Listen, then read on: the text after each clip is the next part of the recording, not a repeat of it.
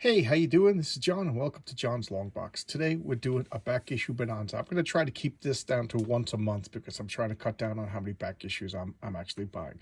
So here we go. This is Warhammer Monthly. I kind of collect this now. Every time this comes up, I talk about this. My roommate in college, he gave me issues 0 to 25 of this Warhammer Monthly, and they were Warhammer fanatics. They just all they did was paint Warhammer, play Warhammer. And they had a whole room in our house dedicated to just, a Warhammer board, a terrain, and storage. It was actually awesome. But even back then, I knew not to get involved because it's just a money pit, and I was broke then. But now I got I got responsibilities.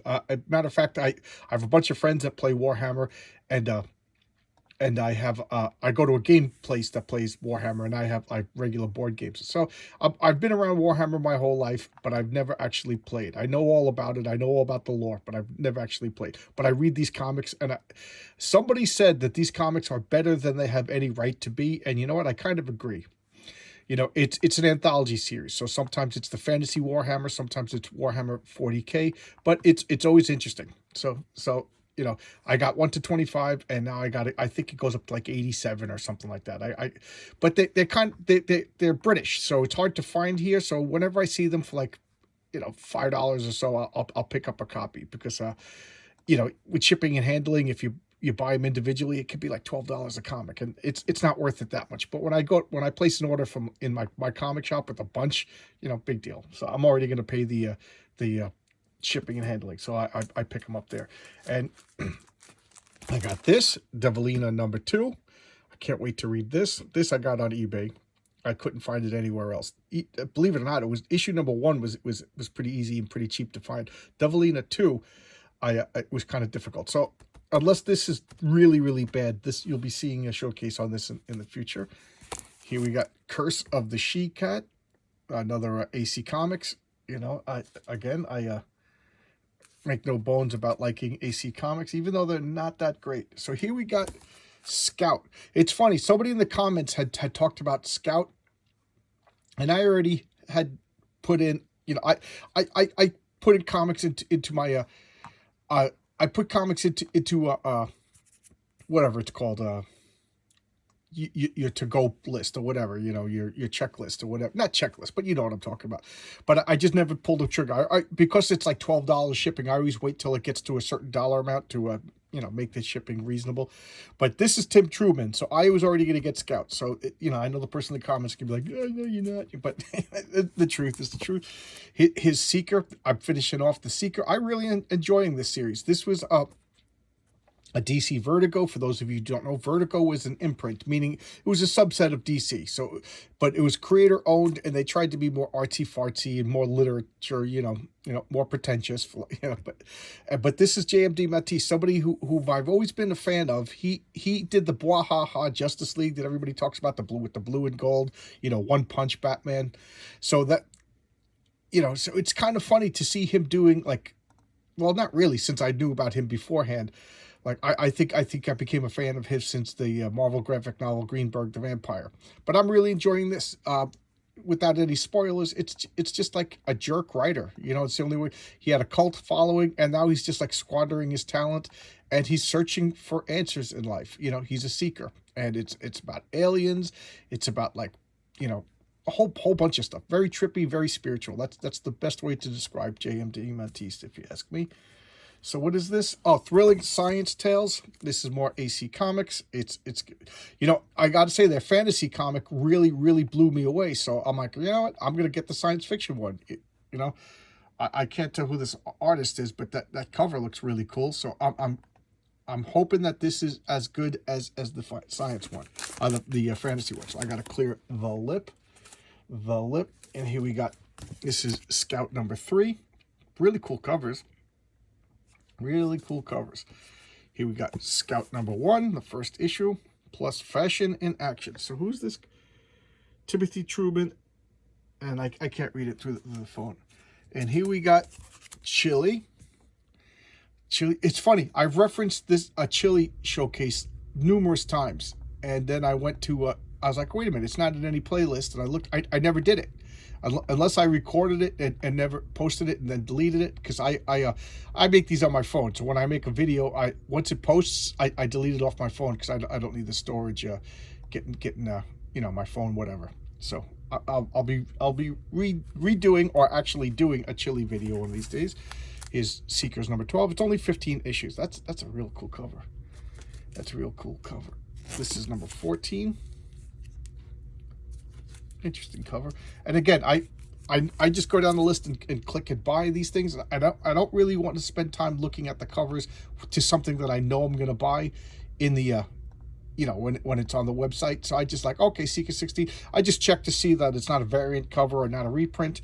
And then so the cover art is always a surprise when I actually get them, because I just look at a tiny thumbnail. I can fit one more. So I think this is the last issue of Seekers. So I have to clear these. This was a big order because I just waited a long time. X Patrol. I'm filling in the gaps to all the amalgamated comics that I do not have. So these are kind of fun. If you know what I'm talking about. This was when Marvel and DC, like, they merged, because they had lacking sales on both sides. The 90s Marvel and DC were just booming, and then sales went down after the speculator crash. So they kind of panicked. The art through Adversary, they made some pretty decent comic. They did Marvel vs. DC, which I got, but I never got the amalgamated ones. And then a friend of mine, Lisa, hey Lisa, if you're watching, she gave me a big old batch of comics, and some of them were these amalgamated comics. So I'm actually reading a lot of them for the first time. So here we go. Oh, I remember this cover. Star Wars. I don't know how many times I talk about this, but I as a kid I collected this, and then I gave them away or threw them away because they didn't look like they didn't look like the movie. So I didn't see Star Wars right away as a kid. Maybe it was like a month or so it was out in the theaters. So I got the comics, and then it just kept bothering me that that guy's not in the movie, stuff like that. So I was a crazy kid. What do you want me to say? Okay, I think this might be the last. This is The Wizard. So this is like a guy who, I don't want to give any spoilers, but he's been seeing this guy and hearing stories about this guy in his life. In the last issue, he actually finally met him. So this is pretty cool. All right, and then, oh, great, I forgot that I ordered this. This is the number 2 to that Fantasy Features. I did a showcase on the number 1. I really, really, really liked it. It got a lot of comments on it. People asking me, who's doing the art, and so I guess I'm not the only one who thought it was much better than I expected. And here we got, oh, more Seekers. Okay, that's an interesting cover.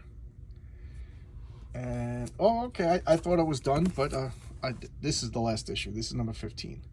Now I don't know if this was only supposed to be 15 issues, or it just got canceled at 15 issues. So I hope the story is complete.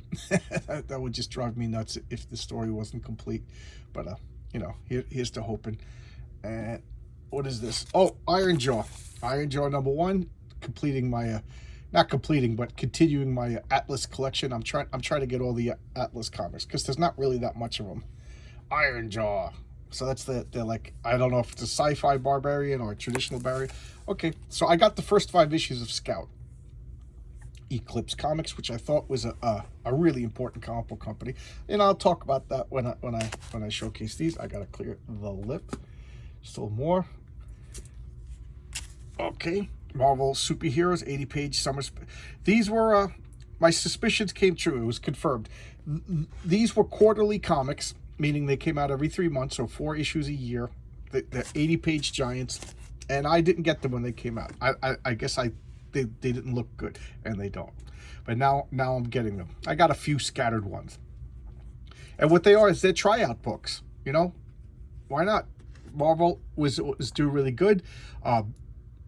Whatchamacallit, the Image had siphoned off their best talent, so Marvel was scouting for talent and putting them in these books. Like, did they really matter? The only thing that came out of this entire series that had any staying power was Squirrel Girl, and I showcased that, so you can see how horrible Squirrel Girl was when she actually debuted. And here we got Scout number 2. Look at the hawk. I don't know what to make of this. The guy in the comments whose name escapes me, I'm sorry, whoever was talking about Scout, but this just looks like insanity, and that's what he says. He says it's just insanity. So here we got the Brute. Atlas Comics, the Brute. Is he man, ape, or monster? Knight of the Brute. Wow, that looks awesome. That looks absolutely awesome. The Cougar. Was he fighting a vampire?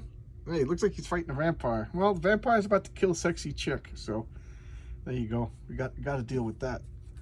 And here's Gargoyles #7 of the Marvel series, which I am really enjoying. Really enjoying. And here's the last Atlas Comics Demon Hunter Fantastic Origin issue. Rich Bucklers. So this is Rich Buckler, and if you ask me, he's kind of aping a little bit of Jack Kirby there. You know, I don't know. That I expect that to be on a van in the 70s. So there you go. This is a back issue bonanza for tomorrow, for today's video. Today, tomorrow, whatever. Time is relative. All right. I'll see you tomorrow, guys, with another video. And this was a surprise insertion because I kind of forgot that I had put it in order and it showed up today. I like to open these up right away and do a video on them before I don't want to know what's in them. I kind of like being surprised because I'm like a little kid and I order stuff and then I forget about it. All right, so I'll see you guys all tomorrow with another video. Bye-bye.